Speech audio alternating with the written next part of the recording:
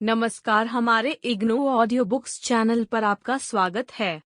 इंदिरा गांधी राष्ट्रीय मुक्त विश्वविद्यालय सतत शिक्षा विद्यालय प्रमाण पत्र कार्यक्रम खाद्य और पोषण में प्रमाण पत्र CFN 1 आप और आपका भोजन ब्लॉक 1 खाद्य पदार्थों के वर्ग पोषक तत्व और उनके कार्य इकाई 1 भोजन और भोजन की स्वीकृति इकाई 1 भोजन और भोजन की स्वीकृति। इस इकाई में आप भोजन, पोषण और पोषक तत्वों की परिभाषा सीखेंगे। आप यह भी जानेंगे कि वे कौन कौन सी मनोवैज्ञानिक तथा सामाजिक सांस्कृतिक धारणाएं हैं जिनसे हमारे भोजन की आदतें प्रभावित होती हैं। 1.0 उद्देश्य। इस इकाई को पढ़ने के पश्चात आप भोजन और पोषक तत्वों, पोषण और पोषण स्तर की परिभाषा बता सकेंगे। भोजन से प्राप्त होने वाले पोषक तत्वों की सूची बना सकेंगे। भोजन से संबंधित सामाजिक और सांस्कृतिक धारणाओं को बता सकेंगे और भोजन की आदतों को निर्धारित करने वाले कारणों की सूची बना सकेंगे। 1.1 प्रस्तावना। आप जानते हैं कि भोजन से हमारा अभिप्राय क्या है। भोजन वह है जो हम खाते हैं और जिसको हमारा शरीर उपयोग में लाता है। जीवन में शुरू से ही भोजन की आवश्यकता होती है, क्योंकि भोजन के द्वारा ही हमें जीवित रहने और बढ़ने के लिए आवश्यक रासायनिक पदार्थ मिलते हैं। जिस क्रिया से हमारा शरीर भोजन का उपयोग करता है, उसे पोषण कहते हैं। भोजन पाचन, अवशोषण, संग्रहण, चयापचय की क्रियाओं से हमारे शरीर में उपयोग में लाया जाता है। इससे शरीर को ऊर्जा मिलती है, उसका विकास होता है और उसके विभिन्न अंगों का कार्य सामान्य रूप से चलता है। इस तरह पोषण इन सभी क्रियाओं का कुल योग है, जिनके द्वारा एक जीवित प्राणी को अपने शरीर के कार्यों को सामान्य रूप से चलाने के लिए और अपने अवयवों के विकास तथा पुनर्निर्माण के लिए आवश्यक पोषक तत्व प्राप्त होते हैं। आप पोषण के बारे में इस पाठ्यक्रम में और अधिक जानकारी पाएंगे। भोजन वह है जो हम खाते हैं, जबकि पोषण उन क्रियाओं का मिला झूला योग है जिससे भोजन का शरीर के लिए उपयोग होता है। अब शायद आप यह सोच रहे होंगे कि भोजन में क्या क्या होता है जिसका शरीर में उपयोग किया जाता है। वैसे तो हमें अनेक प्रकार के खाद्य पदार्थ उपलब्ध हो सकते हैं, परंतु उनमें पाए जाने वाले मूल तत्व 6 प्रकार के ही हैं। इन तत्वों को पोषक तत्व कहा जाता है। ये हैं पानी, प्रोटीन, वसा, कार्बोज, खनिज लवण और विटामिन। खंड 2 की इकाई 3 और 4 में आप इन पोषक तत्वों के बारे में और अधिक जानकारी पाएंगे। अच्छी सेहत के लिए हमारे शरीर को इन पोषक तत्वों की उचित मात्रा में आवश्यकता होती है। हमारे शरीर को पोषक तत्व कितनी मात्रा में चाहिए, यह शारीरिक श्रम, मौसम, जीवन में प्रतिदिन होने वाले तनाव, बीमारी इत्यादि पर निर्भर करता है। पोषक तत्व भोजन में पाए जाने वाले मूल तत्व हैं। ये हैं पानी, प्रोटीन, वसा, कार्बोज, खनिज लवण, विटामिन। हमारे स्वास्थ्य की वह स्थिति जो पोषक तत्वों के उपयोग पर निर्भर करती है, पोषण का स्तर कहलाती है।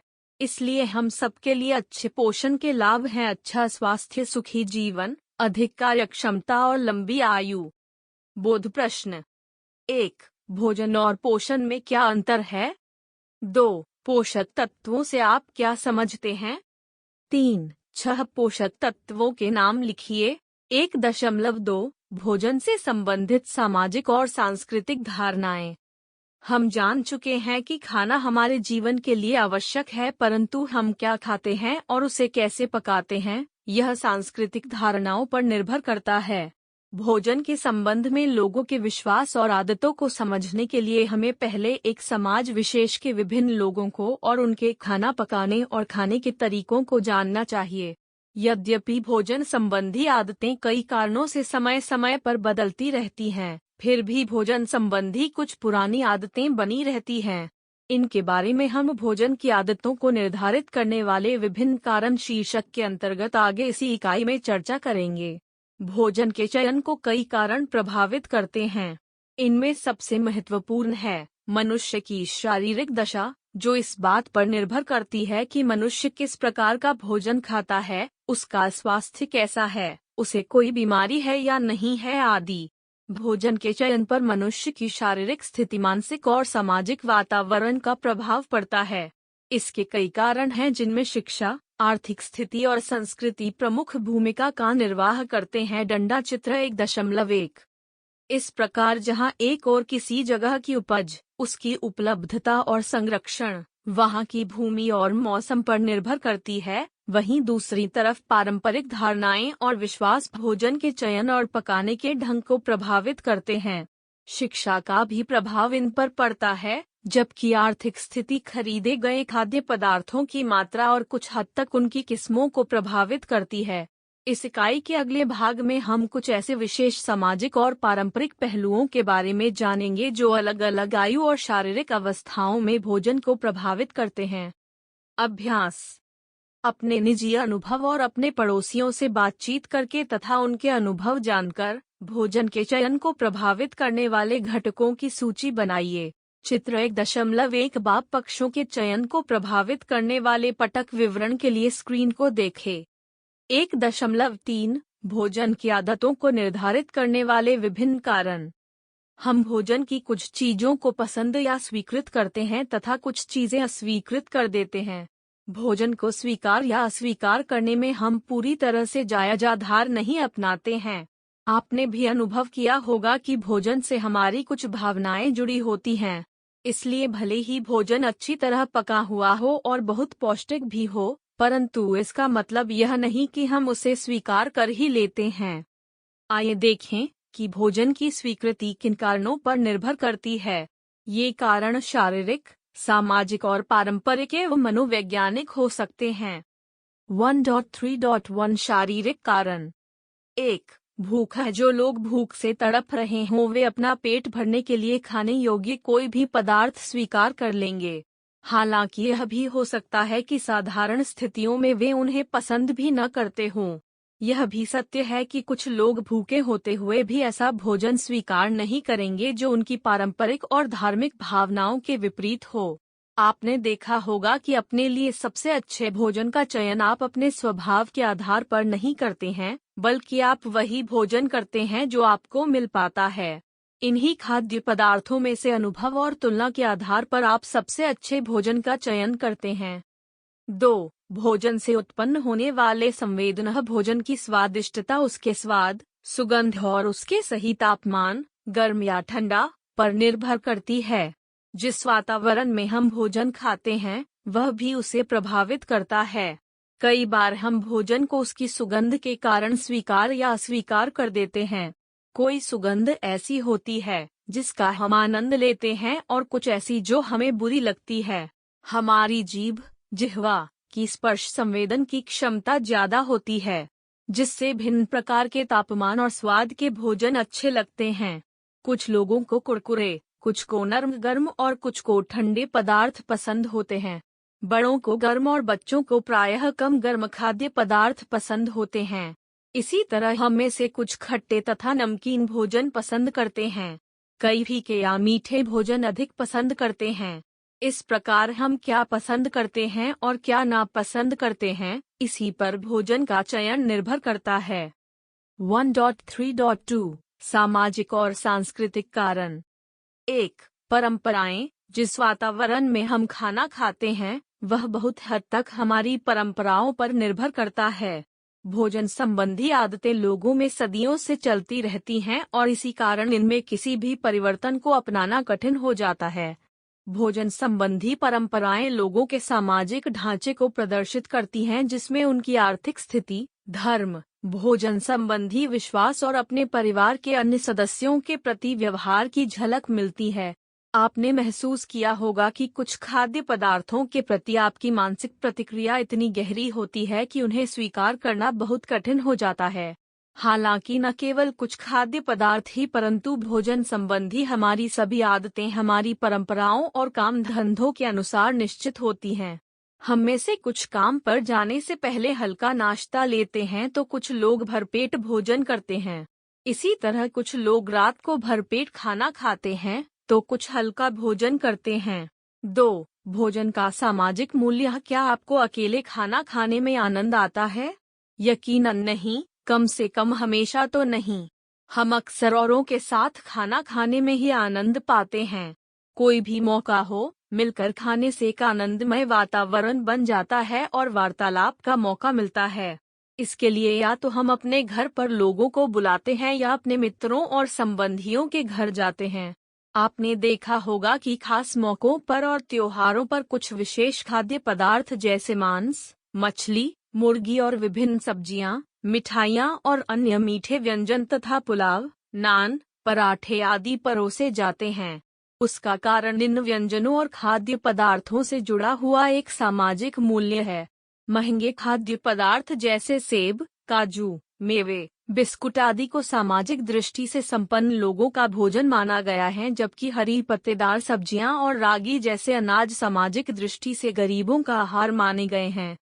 3. भोजन से संबंधित धार्मिक और नैतिक धारणाएं। लगभग सभी धर्मों में खाद्य पदार्थों के सेवन के कुछ नियम निर्धारित होते हैं। धार्मिक नियम उन धारणाओं के कारण कुछ विशेष खाद्य पदार्थों का प्रयोग वर्जित होता है, जैसे कि हिंदू गाय का मांस नहीं खाते और बौद्ध तथा जैनी मांस या अंडे नहीं खाते तथा मुसलमान सूअर का मांस नहीं खाते। हर धर्म में व्रत रखने के नियम हैं, जिनके अनुसार व्रत के समय कुछ विशेष खाद्य पदार्थ ही खाए जा सकते हैं। इसी प्रकार कई समुदायों में दूध, पनीर आदि अच्छे खाद्य पदार्थ माने गए हैं, जबकि पपीता खाना वर्जित है। आदिवासियों और पहाड़ी लोगों में कुछ विशेष अवसरों पर शराब पीने की प्रथा होती है। कुछ व्यंजन जैसे मिठाइयाँ अधिक स्वादिष्ट या आनंद मनाने की चीजें माने जाते हैं। किसी को भोजन न दिया जाना एक तरह की सजा है। 4. आयु। भोजन का चयन और सेवन काफी हद तक आयु पर निर्भर करता है, जैसे कि मूंगफली की पट्टी, केक, दूध आदि बच्चों के लिए उपयुक्त माने जाते हैं, जबकि चाय और कॉफी बड़ों के सेवन की चीजें मानी जाती हैं। जवान लोग अधिकतर भारी खाना पसंद करते हैं, जबकि वृद्ध हल्का फुल्का।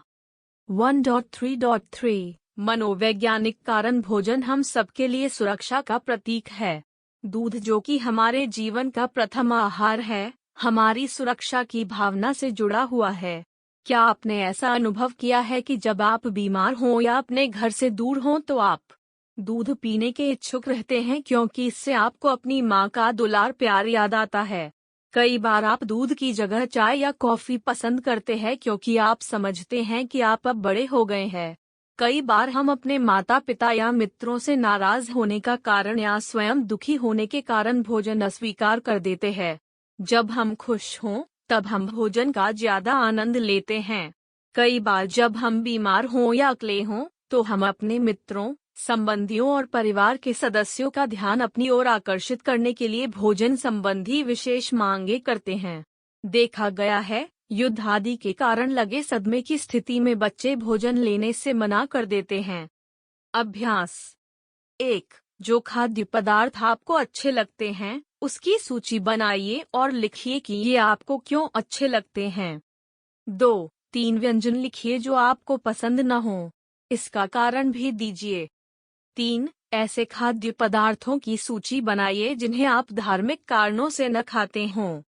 4. 2 ऐसे खाद्य पदार्थों के नाम लिखिए जो आप व्रत के समय न खाते हों। 1.4 सारांश। हमने देखा है कि भोजन का हमारे जीवन में एक विशेष महत्व है। विभिन्न प्रकार के जो भोजन हम खाते हैं वे पेट में पहुंचकर पाचन, अवशोषण, संचरण और चयापचय की क्रियाओं के द्वारा हमारे शरीर में उपयोग में लाए जाते हैं।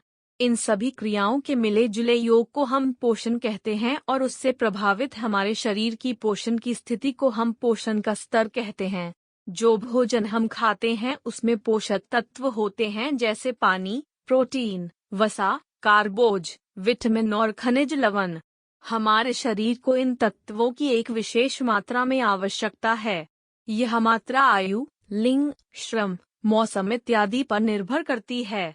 जो भोजन हम खाते हैं वह हमारे सामाजिक और पारंपरिक वातावरण, शिक्षा और आर्थिक स्थिति पर निर्भर करता है। हम सभी प्रकार के भोजन को स्वीकार नहीं करते हैं। भोजन की स्वीकृति या अस्वीकृति में हम सब व्यक्तिगत रूप से भिन्न भिन्न हैं। भोजन की स्वीकृति हमारी शारीरिक आवश्यकताओं जैसे भूख और भोजन सामने होने से उत्पन्न उत्तेजना से नियंत्रित होती है। भोजन की स्वीकृति को निर्धारित करने वाले मूल घटक शारीरिक, भूख, भोजन से उत्पन्न संवेदनाएं तथा सामाजिक, मनोवैज्ञानिक होते हैं जिनमें सांस्कृतिक भूमिका, सामाजिक मूल्य, धार्मिक एवं नैतिक मूल्य, आयु आदि तथा भोजन द्वारा मिलने वाली सुरक्षा शामिल हैं। 1.5 पारिभाषिक शब्दावली। पाचनः भोजन का शरीर में पचना। अवशोषणः पचने के बाद पोषक तत्वों का रक्त में मिल जाना। चयापचयः रक्त में उपस्थित पोषक तत्वों का शरीर में इस्तेमाल के लिए छोटे कणों में टूटना या छोटे कणों को जोड़कर बड़े कण बनना जो शरीर में जमा किए जा सकें। ऊर्जा वह शक्ति जो खाद्य पदार्थों से मिलती है। वसा, घी, तेल आदि पदार्थ जो शरीर को ऊर्जा प्रदान करते हैं। खनिज, लवण, लौह तत्व, कैल्शियम आदि तत्व जो शरीर को बीमारियों से बचाते हैं। संवेदनः देखने, छूने आदि क्रियाओं से शरीर में होने वाला शारीरिक या मानसिक अनुभव। धन्यवाद, मिलते हैं अगले वीडियो में।